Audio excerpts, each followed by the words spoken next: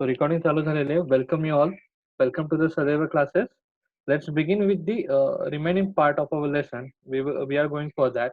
So आता आपण जाणार आहोत आपल्या उर्वरित पाठाकडे. आपण आपण बघत होतो आपला जो पाठ आता उर्वरित आहे, जो बघायचा बाकी आहे, त्याला आपण बघणार आहोत. So we were looking for, or we are looking at the effects of the British rule. So this is our lesson, and we are looking at the effects of the British rule. So what kind of effects happens on our, we can say, the country, so that we are going to see. So various types of things are happened in our like country, like the Maratha and British war. Then we can say the subsidiary alliances. Then have the parliamentary law, new parliamentary laws were there. And then we saw the what is dual government and civil services and this kind of things. And again we again saw the military and the police, what is exactly what they did in the British Raj, we can say. And then we have the judicial system. Then the how the judicial system was established in our country, we saw already. And what the stages was that the civil code, criminal code. The civil code for the basic, we can say, uh, the cases, basic cases, and the criminal case is related to the criminal cases, right? So this was the thing. But and then they gave us a value called equality before law, means कायदा समोर सगळं समान, equal, everyone is equal against the law or in front of law. That was the value they gave us. But still there was the injustice, like they have the separate court and separate rules and regulations for the Britishers, that we already saw yesterday. So let's begin with the things that next we have. So again, we saw the economic policies of the British. So small economical process policies that we explain in the word, that is they used us as a raw material, right? म्हणजे आपण काय काल काय discuss केलं, what we had already discussed, that the British or we can say the East India companies want to build our economy, like they will support or they will boost the British economy. Means आपलं म्हणजे east India company आपल्या इंडियाची economy अशा प्रकारे त्यांना ते design करत होते, की अशा प्रकारे ते डेव्हलप करत होते, जो एक रॉ मटेरियलचा सपोर्टर किंवा रॉ बूस्ट करणारा, म्हणजे ब्रिटिश इकॉनॉमी बूस्ट करणारी इकॉनॉमी म्हणजे आपली इंडियन इकॉनॉमी. अशा प्रकारे they wanted to plan, they wanted to design our, we can say, the economy. So we will see. So we will see the what kind of things they were doing for that. So the very first point we have about that thing, about the changes, that is land revenue policy. So land revenue policy के बारे में हम लोग देखने जा रहे हैं. So before the British rule, the village economic system were self sufficient. What does that mean? Means they are self reliant. They are, आपण बोलू होतो एक सिंपल वर्ड, आत्मनिर्भर होते ते. बेसिक थिंग आपण बोललो की बिफोर द ब्रिटिश रूल, म्हणजे ब्रिटिश राज, म्हणजे before the British comes to the India, our villages, आपले जे गावं होते ते आत्मनिर्भर होते, ते सेल्फ सफिशियंट होते, ते स्वतःच्या गरजा स्वतः पूर्ण करू शकत होते, right? This is the thing. So they can complete their needs by themselves only through agriculture and related service. The needs, the same thing they said, the needs of the village were fulfilled in the village itself. So this is what we said, they are self-sufficient. Next, we will see the land revenue was the main sources of the income of the state. So this is the thing, land revenue. Land revenue means what? The जमिनीचा आपण बोलतो tax, the land taxation आपण त्याला बोलू शकतो. म्हणजे there start to taking the tax from the land. Okay, म्हणजे कशा प्रकारे ते आपण बघूया. So during the pre British period, the revenue was based on the type of cultivation crop. So is that meaning की ब्रिटिश राज आल्याने त्यांच्यानंतर त्यांनी टॅक्सेशन म्हणजे हे कन्सेप्ट काढले नाही. तर आपण बघू शकतो आपल्या राजे महाराजे हे सुद्धा टॅक्स घ्यायचे, राईट? टॅक्स द्यायचे इन द सेन्स म्हणजे कसं, की त्यांना एक आपण बोलू शकतो एक छोटासा पार्ट आपण आपल्या इन्कमचा, आपण जसं आत्ताही आपण एक टॅक्स देतो, कारण आपल्या शहराच्या किंवा आपल्या विभागाचा डेव्हलपमेंट होण्यासाठी, विभागाच्या विकासाचे काम होण्यासाठी आपण सरकारला थोडासा टॅक्स देतो, आणि त्या टॅक्सचा यूज सरकारला विकासाच्या कामासाठी करायला लागतात. तर सेम थिंग आणि सेम कन्सेप्ट पहिले पण होती राजा महाराजांच्या काळात. जेव्हा राजा महाराज होते त्यांना सुद्धा एक आपण बोलू शकतो टॅक्स देतो, तर त्याला tax means revenue.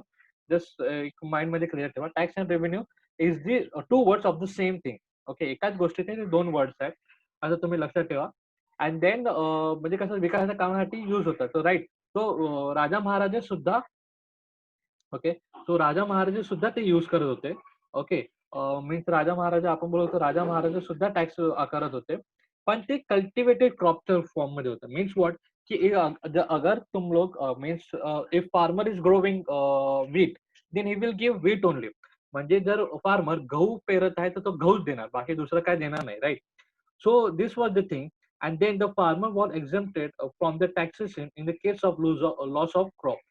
So exempted means what? Exempted means what? Means what की they are like अगर तो तुम्हाला म्हणजे इन केस अगर दुष्काळ वगैरे आला किंवा फ्लड वगैरे आला, तर जो लॉस ऑफ क्रॉप झाला असेल म्हणजे क्रॉप जर सडला असेल, क्रॉप खराब झाला असेल, तर तेव्हा तुम्ही भरू नका, तेव्हा तुम्हाला सूट दिली जायची. Basically this is the thing, suit दिली जायची. ओके, सो आपण त्यांना ओके सूट दिली जायची, आपण असं त्यांना म्हणू शकतो, राईट.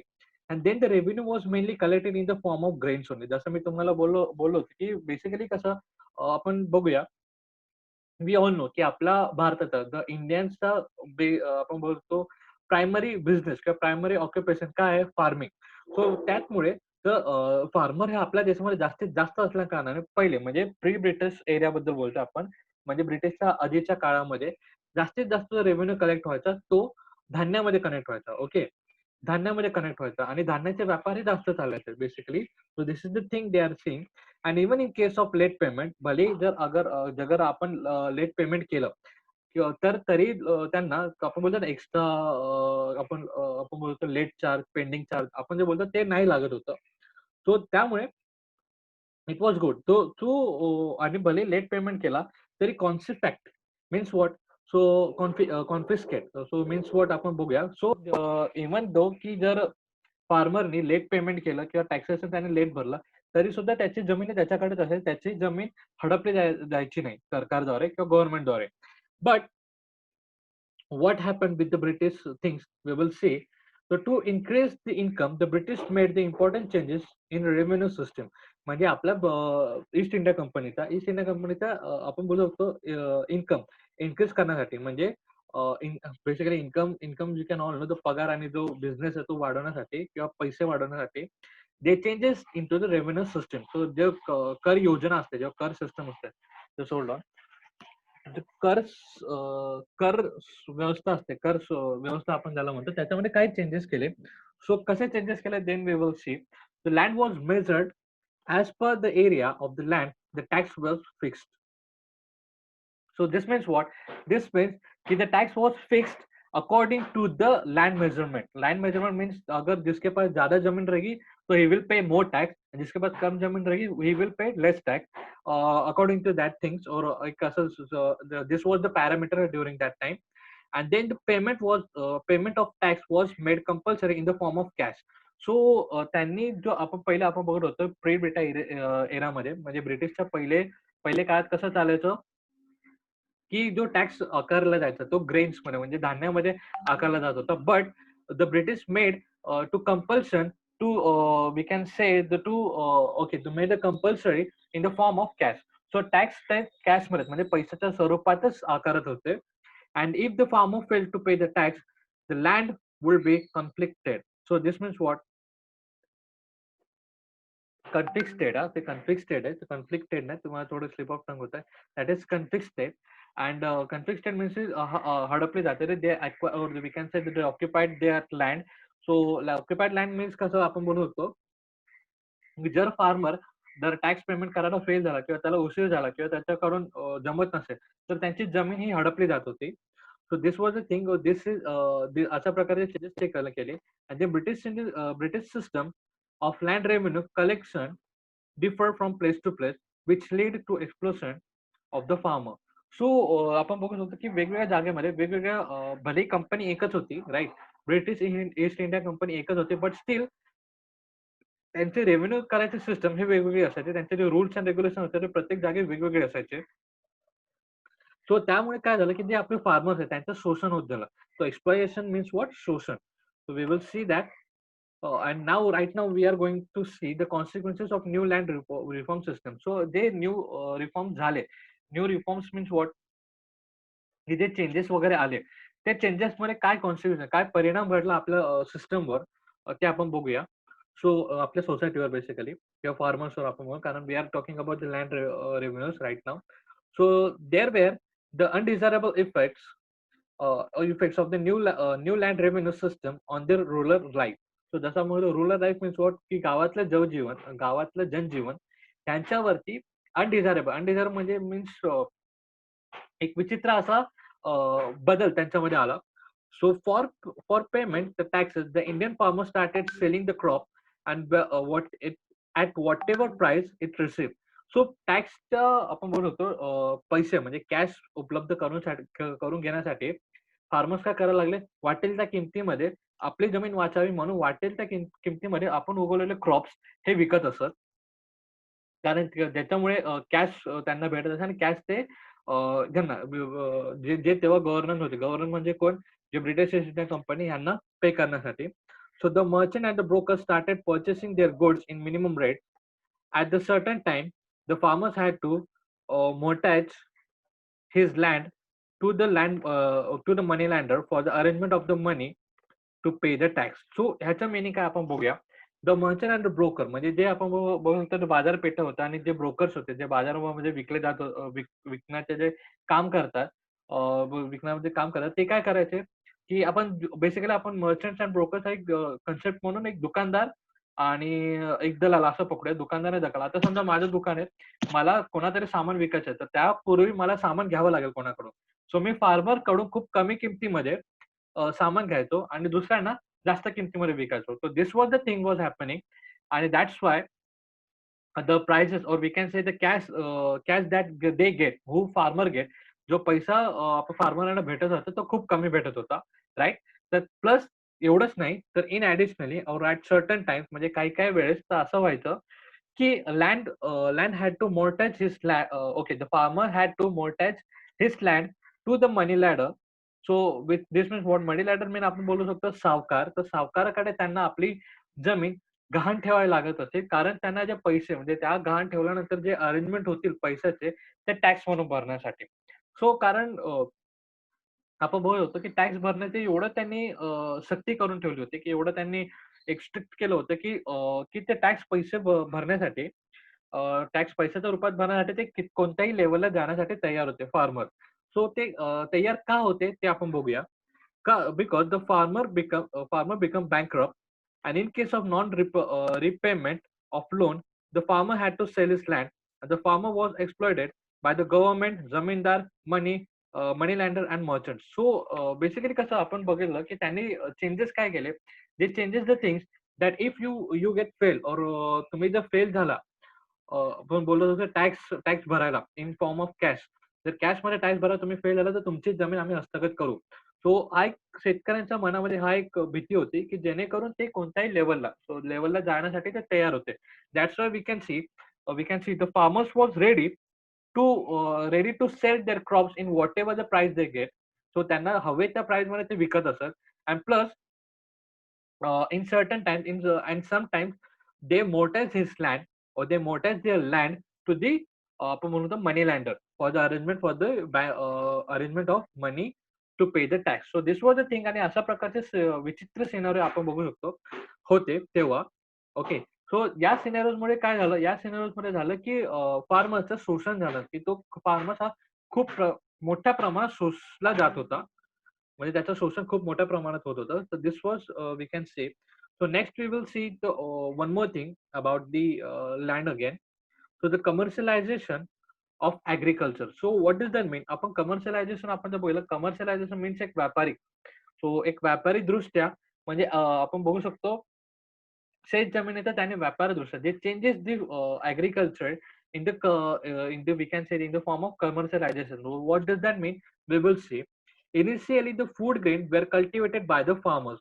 So, starting ला food grains म्हणजे खाद्यपदार्थ. Okay, the food grains were cultivated by the farmers. It used to fulfill their domestic need as well as the need of living village, right? But the British rule started giving the more encouragement to the cash crop like cotton, indigo, tobacco, tea, etc. So, see, आपण जसं बघितलेलं okay मी तुम्हाला एक जर आपण परत recap मध्ये जाऊया. रिकॅप मध्ये जसं बघितलं इकॉनॉमी पॉलिसी ऑफ द ब्रिटिशांची इकॉनॉमी पॉलिसी काय होती. They just want to make India as their raw economy means what की त्यांच्या इकॉनॉमीला बूस्ट करण्यासाठी त्यांना एक अशी इकॉनॉमी हवी होती की जे ते इंडियामध्ये डेव्हलप करत होते. राइट. म्हणजे रॉ मटेरियल. सो आपण बघू शकतो ह्याच्यामध्ये जे कॅश क्रॉप म्हणजे बेसिकली कॅश क्रॉप म्हणजे जे ज्यांचे ज्या क्रॉपचे बाजारामध्ये एक रॉ मटेरियल म्हणून त्यांचा यूज होतो आणि आपण बघू शकतो रॉ मटेरियल एक यूज होतो आणि त्याच्यापासून काहीतरी प्रॉडक्ट बनतो. सो जर if we look at the things so cotton, indigo, tobacco, tea म्हणजे हे बघा जसं कपडा बनवण्यासाठी कॉटन लागतो. हा एक raw material. Indigo it's jute and things ते पण आहे ते इंडिगो एक raw material. So tobacco, we all know that tobacco is also raw material of the things and tea. चहा बनवण्यासाठी ते टी आपल्याकडे होते. म्हणजे basically the things they need, the things आपण म्हणतो the British economy needs that we are going to make from the we can say the India. म्हणजे जे त्यांना गरज होती ते आपण इंडियामधून बनवत होते. अशा प्रकारचा त्यांनी एक सिनारिओ ठेवला. That's why they encourage more to this crops. Okay. म्हणजे ते हे जे क्रॉप्स होते म्हणजे फूड ग्रेनपेक्षा ते कॅश क्रॉपला जास्त एक प्रोत्साहन देत होते. So the process of giving stress of cultivation, the profit giving cash crop instead of food grain is known as the commercialization of agriculture. So the commercialization of agriculture म्हणजे काय? की the process of giving stress to cultivation of profit giving crops instead of the food grain. म्हणजे काय? This means what the giving more importance to the cash crop than the food crops or food grains, that is called the commercialization of agriculture.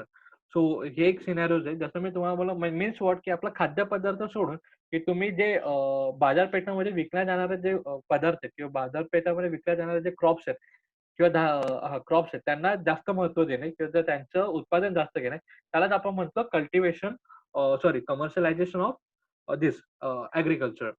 So we will see the next thing that is famine or famine. So this means what?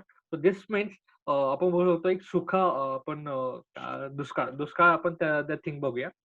So from 1860 to 1900, okay, the years लक्षात ठेवा. From 1860 to 1900, India faces the Great Famine or famine, but the British ruler did not take much effort to overcome it. Similarly, not much expenditure was made for the provision of the water supply. So हा जो time होता, हा जो period होता, हा जो 40 वर्षाचा period होता आपल्या भारतामध्ये सर्वात मोठा दुष्काळ म्हणून आपण बोलू शकतो हा काळ बघितला जातो. सर्वात मोठा दुष्काळ होता. तर या दुष्काळामध्ये सुद्धा इंग्रजांनी काही हयगय केली नाही. त्यांनी they never did anything to overcome it. म्हणजे ह्याच्यावर आता जसं बघा आपण कोविड-19 आपल्याकडे आपण बघू शकतो वी कॅन सी द कोविड-19 एक आपल्याकडे क्रायसिस आलेलं आहे, एक आपल्यावरती संकट आलेलं आहे. But still we are fighting. Our government, our local government, our prime minister is also doing something to overcome it. Overcome means what त्याला फाईट करण्यासाठी आणि त्याच्यावरती मात करण्यासाठी our government is doing something. But but आपण बघू शकतो की फ्रॉम 1816 टू 1900 हा जो पिरियड होता तेव्हा जो दुष्काळ आला होता किंवा तेव्हा जो क्रायसिस आला होता आपल्या इंडियावर त्याला ओव्हरकम करण्यासाठी म्हणजे त्याला फाईट करण्यासाठी किंवा टॅकल करण्यासाठी कोणतेही provision British East India company करत नव्हती. अँड सिमिलरली ते कोणतेही खर्च सुद्धा केले नाही ते वॉटर सप्लायसाठी. कारण सुकं होतं तर लोकं बिना पाण्याने मरत होते. बट स्टिल ते पाण्याचा पुरवठा करण्यासाठी एवढा जास्त खर्च करतच नव्हते. इन केस आपण बोललो होतो करतच नव्हते. So this is what the thing. So अशा प्रकारचं आपण एक बघू शकतो त्यांचा एक side. So they just want to make our economy म्हणजे आपल्याला फक्त ते एक रॉ मटेरियल म्हणूनच बघत होते and nothing else. So we will see the next point at is development in transport and the communication system. So for increase the trade and convenience of administration, the British developed the modern facilities like transport and communication in India. This means what आपण बघू शकतो की development in transport म्हणजे transport develop म्हणजे आपलं trade म्हणजे जो आपण बघू शकतो की जो सामान आहे त्या सामानाचे देवाणघेवाण किंवा सामानाचे इथून तिथे नेणे त्यासाठी म्हणजे ट्रान्सफर करण्यासाठी बेसिकली ट्रान्सपोर्टेशनचाच अर्थ तो ट्रान्सफर करण्यासाठी एखादी वस्तू किंवा लोकांना एका जागेवरून दुसऱ्या ठिकाणी जाण्यासाठी आणि ऍडमिनिस्ट्रेशन म्हणजे आपण बोलू शकतो ऍडमिनिस्ट्रेशन मीन्स व्हॉट आता ऍडमिनिस्ट्रेशन जसं आपण बघितलं की लोकल गव्हर्नमेंट बेसिकली म्हणजे या ठिकाणाची माहिती त्या ठिकाणी व त्या ठिकाणाची माहिती दुसऱ्या ठिकाणी कळावी अशासाठी एक त्यांनी एक कम्युनिकेशन सिस्टम इंडियामध्ये काढली होती आणि प्लस ट्रान्सपोर्ट सिस्टम सुद्धा इंडियामध्ये जनरेट केली होती. So in 1853, okay, in 1853 the first railway ran on the road of Mumbai to Thane. म्हणजे ही ही जी ट्रेन होती, हे जे ट्रेन बद्दल आपण बोलतोय, ही जी एक्सप्रेस आपण ट्रेन बद्दल बोलतोय, ही एशियाची पहिली ट्रेन होती. Okay. The first railway ran on the route of Mumbai to Thane. Mumbai to ठाण्यामध्ये जी ट्रेन सर्वात पहिली ट्रेन आपण बघू शकतो, भारतातील सर्वात पहिली ट्रेन ही मुंबई टू ठाणेमध्ये 1853 मीन्स 1853 ला रन झाली. आणि in the same year the British started the telegraph system in India. Telegraph सेंटरमध्ये पत्र वगैरे लिहिणं हा वाला एक सिस्टम त्यांनी जनरेट केला होता. प्लस आपण त्याला तार वगैरे आपण म्हणतो, की जो टेलिग्राफ सिस्टम म्हणजे जेणेकरून जे मेसेज आहेत ते लवकरात लवकर एकमेकांपर्यंत पोहोचावे, लवकरात लवकर पोहोचावे त्याच्यासाठी. So due to this due to it all the cities military situation get connected to one another. याच सिनेरियोजमुळे काय झालं, की जे मिलिटरी बेसेस आपण जे बोलत होतो, military bases and cities are get connected with each other. And similarly the British also started the postal system. So आपण बोलत होतो आता पोस्ट म्हणजे पत्रवाला. पत्रवाला जो सिस्टम आहे ते सुद्धा त्यांनी डेव्हलप केला होता. Right. So this is the picture. Okay. So this is the picture of Mumbai Thane railway. तुम्हाला एक टास्क असेल की you just confirm the date on which date the first Mumbai and Thane railways were run. म्हणजे आपण मुंबई टू ठाणेमध्ये पळणारी पहिली train ची date काय होती ते तुम्ही फाइंड आउट करा. This is your task for today's task. Okay. Due to all this development there was a long term impact on the social life of Indians. म्हणजे या गोष्टीचा इम्पॅक्ट आपल्या इंडियन्सवरही पोहोचला. So due to this there was increasing the sense of unity among them. So बघा, भलेही आपण बघू शकतो, भलेही कम्युनिकेशन सिस्टम आणि ट्रान्सपोर्ट सिस्टमचा इंग्रजांनी त्यांच्या ट्रेडिंगसाठी आणि त्यांच्या फायद्यासाठी करून घेतला होता. बट त्याचा इम्पॅक्ट आपल्या इंडियन सोसायटीवर पण पोहोचला. त्यांच्यामध्ये एक एकत्रितपणा आहे, म्हणजे युनिटीची एक आपण बोलत होतो. युनिटीची भावना सगळ्यामध्ये प्रस्थापित झाली. युनिटीची भावना सगळ्यामध्ये येऊ लागली. So we will see the next thing that is आपण बघूया decline of traditional industry in India. So traditional industry means what? जे वर्षानुवर्ष चालत आले होते त्यांचं ते जे इंडस्ट्रीज होते त्या इंडस्ट्रीच्या कमी हळूहळू विलुप्त होणे, हळूहळू विलुप्त होणे. तो कशा प्रकारे विलुप्त झाले ते आपण बघूया. Okay. So the British government obtain the huge taxes on good exported from India to England. Okay. तो बेसिकली कसं व्हायचं की इंडियामधून म्हणजे आपल्या भारतामधून इंग्लंडला जाणारा किंवा युरोपला जाणारा जो काही माल होता आपल्याला सगळ्या माहिती आहे. बेसिकली जो व्यापार चालायचा तो British East India company through चालायचा. Right. So British East India company काय करायची, भारतामधून बाहेर जाणाऱ्या मालावर खूप टॅक्स लावायचे, खूप म्हणजे खूप. On the other hand, the very less tax were imposed on the good imported from the England to India. आणि दुसऱ्या साईडला आपण बघू शकतो की जो बाहेरून येणारा आपला म्हणजे जो आपण ज्याला इम्पोर्ट एक्सपोर्ट बिझनेस म्हणतो, आपण बाहेर देतोय we will called it export. आणि जर आपण बाहेरून काहीतरी आणतो we called it import. So हा जो बिझनेस आणि हा जो ट्रेडिंग त्यांचा चालू होता, म्हणजे भारतातून बाहेर जाणारा माणूस म्हणजे भारतातून एक्सपोर्ट होणाऱ्या मालावर ह्यूज टॅक्स होते. आणि बाहेरून येणारा माल जो इम्पोर्ट होणारा भारतात त्याला लेस टॅक्स होते, त्याला काही जास्त टॅक्स नव्हते. Also the good were manufacture in India were machine made and then hence there was the maximum production at minimum cost. So this means things. So also the good manufacture in England were machine made. So बघा, basically कसं व्हायचं आपण बघितलं होतं first lesson मध्ये की खूप invention and we can say the technology were generated to modern technology were generated in England. So England आणि युरोप कंट्रीमध्ये काय झालं होतं की टेक्नॉलॉजी आणि आपण बोलू होतो इन्व्हेन्शन हे खूप झाले होते. त्याच्यामुळे त्यांच्याकडे जो मशिनरी सिस्टम आपण त्याला काय म्हणलो होतो, वर्ल्ड फॅक्टरी म्हणून आपण इंग्लंडला बोलवतो. राईट. सो वर्ल्ड फॅक्टरी आपण त्याला काय म्हणण्यात आलं होतं, कारण त्यांच्याकडे मशिनरीज वगैरे सर्वात आधी आले. Right. So that is the thing. So basically व्हायचं कसं की इंग्लंडकडे मशिनरी थिंग्स होते. म्हणजे मशिनरी थिंग्समुळे त्यांनी जे प्रोडक्ट किंवा ते जर जो गुड्स बनवायचा, गुड्स म्हणजे काय product. Okay. So goods means what product, एक सामान जो काही सामान बनवायचे ते मशीनद्वारे बनवायचे. मशीनद्वारे बनवल्या कारणामुळे काय व्हायचं की ते कमीत कमी खर्चामध्ये जास्तीत जास्त उत्पन्न ते बनवू शकत होते. So this was the thing. So were machine made and hence there was the maximum production म्हणजे जास्तीत जास्त उत्पन्न ॲट मिनिमम कॉस्ट म्हणजे कमी खर्चामध्ये जास्तीत जास्त उत्पन्न. So to compete with such cheap product was difficult for the Indian artisans. So this much what जे आपले इंडियन्स होते, त्या इंडियन्स लोकांना काय व्हायचं, की आपल्याकडे टेक्नॉलॉजी नव्हती राइट? ॲट दॅट भले आपले जे प्रॉडक्ट होते ते दे आर लाइक आपण बोलतो एक बेस्ट क्वालिटीचे होते. अव्वल दर्जाचे होते. बट स्टिल आपले ते जे प्रॉडक्ट होते ते हँडमेड होते. They are not machinery made. तर ते मशिनरी मेड ते नव्हते आणि हँडमेड होते. हँडमेड असल्या कारणाने काय त्याला वेळही जास्त लागायचा आणि प्लस ते खर्चिके जास्त असायचे बघा. आताही आपण बघितलं की कोणतीही गोष्ट जर आपण हँडमेड घ्यायची बघितली, जर हाताने बनवलेली वस्तू घ्यायची बघितली, तर ती महाग असते दॅन मशिनरी थिंग. सो बघा, दिस इज द थिंग आपण बघू शकतो, की हँडमेड असल्या कारणाने आपल्या आणि त्याची कॉस्ट ही जास्त होते. सो त्या गोष्टीला म्हणजे मशिनरी बनलेल्या गोष्टीला आपले हँडमेड बनवणारे जे आपण बघू शकतो वर्कर्स किंवा हँडमेड बनवणारे जे आर्टिस्ट आहे, ते कॉम्पीट करू शकत नव्हते. ते त्यांच्यासोबत एक कॉम्पिटिशन करू शकत नव्हते. So eventually, it led to closing down the traditional industry and many Austrians became unemployed. So त्याच्यामुळे झालं काय? Artisans artisans become artisan नाही, or artisan that is artisans became unemployed. So this means what की eventually आपण बघू शकतो की त्यांचं कॉम्पिटिशन हे अनबिटेबल होतं कारण ते they are machinery made.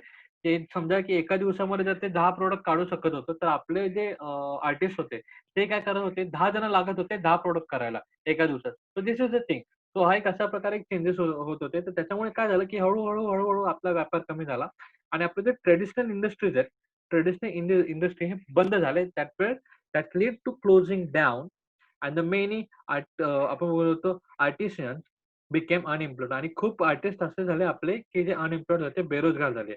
Right? So these are the thing. Then we will see the development of new industries in India. So जे जशा प्रकारे आपण बघतो की आपले जे ट्रेडिशनल इंडस्ट्रीज आहेत ते जसे बंद झाले तसे हळू काही न्यू इंडस्ट्रीज डेव्हलप होत झाले इंडियामध्ये. तर कसं ते आपण बघूया. Due to the lack of British support, experience of management and capital, the Indian businessman could not came forward in large number. So basically झालं काय बघा, आपल्याकडे ब्रिटिश सपोर्ट नव्हता, राइट? ब्रिटिशांचा सपोर्ट नाही. नंतर आपल्याकडे एक्सपिरियन्स म्हणजे मॅनेजमेंट कोणतीही गोष्ट मॅनेजमेंट करायचा एक्सपिरियन्स नव्हता. म्हणजे ह्यूज नंबर्स म्हणजे मोठ्या नंबरवर कोणतीही गोष्ट मॅनेज करायचा आपल्याकडे मॅनेजमेंट करायचा एक्सपिरियन्स नव्हता.